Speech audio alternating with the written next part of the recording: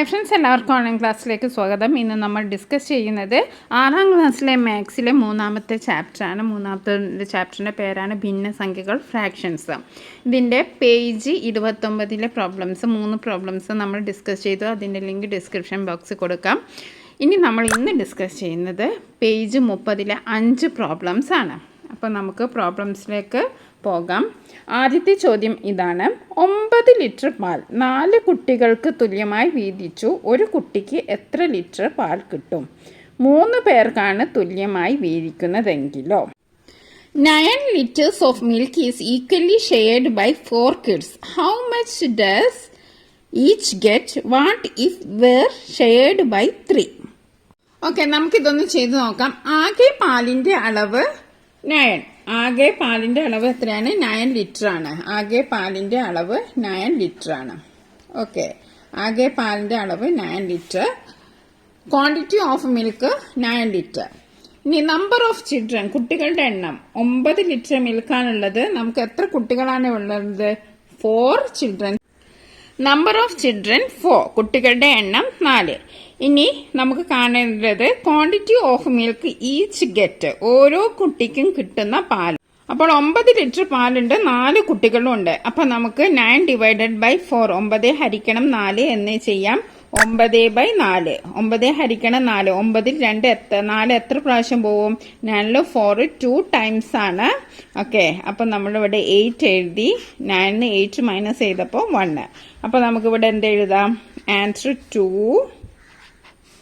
Balance 1 ഇവിടെ ഇത് 2 1/4. അപ്പൊ ആൻസർ എത്രയാണ്?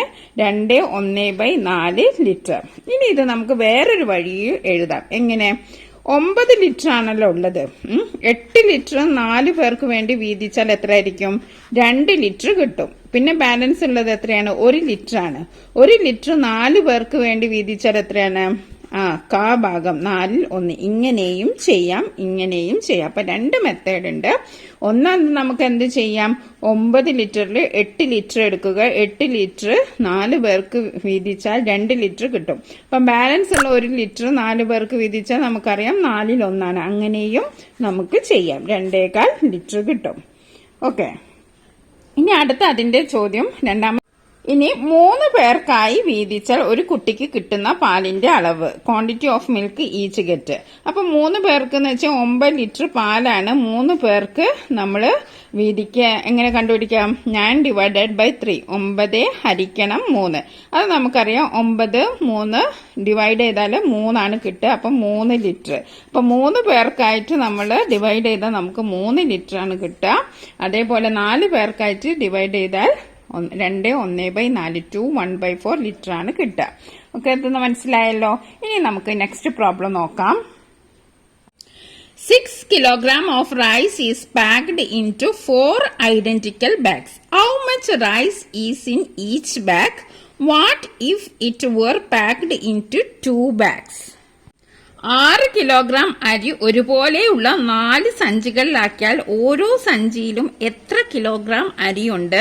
രണ്ടാമത്തെ ചോദ്യം 2 സഞ്ചികളിലാക്കിയാലോ?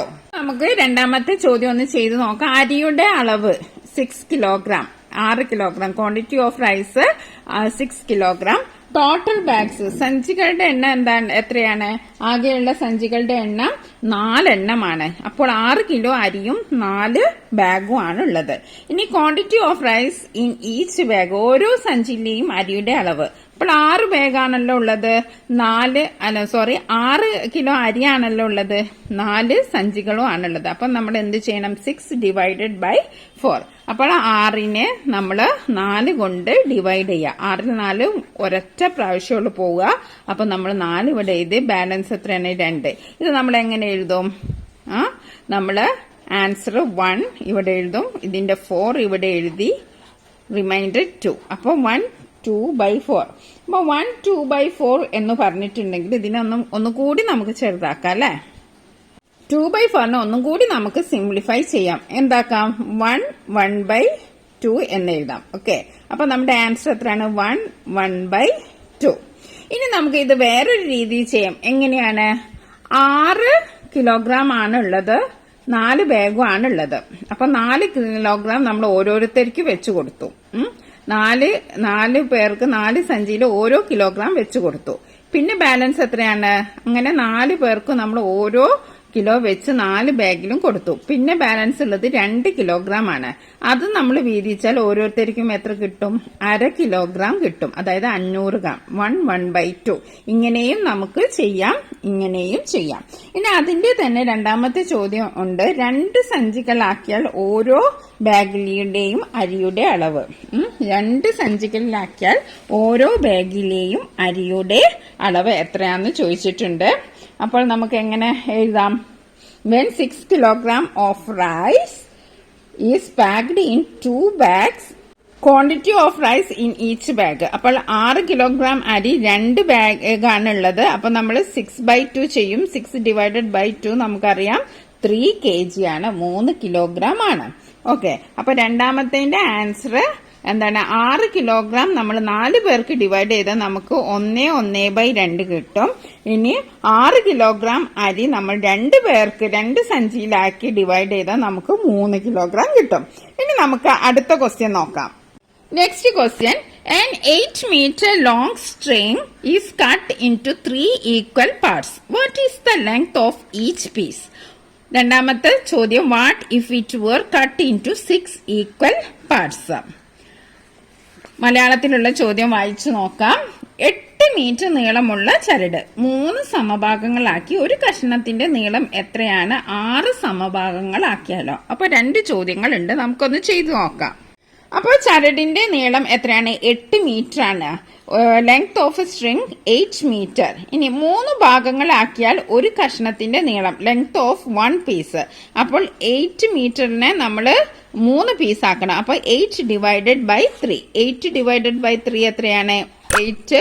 2 ടൈംസ് 2 into 3 6. Okay, balance 2. ഇത് നമുക്ക് എങ്ങനെ എഴുതാം? നമ്മുടെ ആൻസർ 2 ആണ്, ബാലൻസ് 2 ആണ്, 3. ഓക്കെ, ഇങ്ങനെ എഴുതാം. 2/3. അപ്പൊ നമ്മുടെ ആൻസർ എത്രയാണ്? 2/3 മീറ്റർ. ഓക്കെ, ഇനി അടുത്ത അതിന്റെ രണ്ടാമത്തെ ചോദ്യം എന്താണ്? 6 ഭാഗങ്ങളിലാക്കിയാൽ ഒരു കഷ്ണത്തിന്റെ നീളം. 8 meter string cut into 6 equal parts, length of each piece. അപ്പോൾ 8 മീറ്റർ സ്ട്രിങ് നമ്മൾ 6 പീസാക്കിയാൽ എത്രയാണ്? 8/6. 8/6. അത് ചെയ്താൽ നമുക്ക് എത്ര ഉണ്ടാവും? 8 ഡിവൈഡഡ് ബൈ 6. 1 into 6 6. 2. അപ്പൊ ഇത് നമുക്ക് എങ്ങനെ എഴുതാം?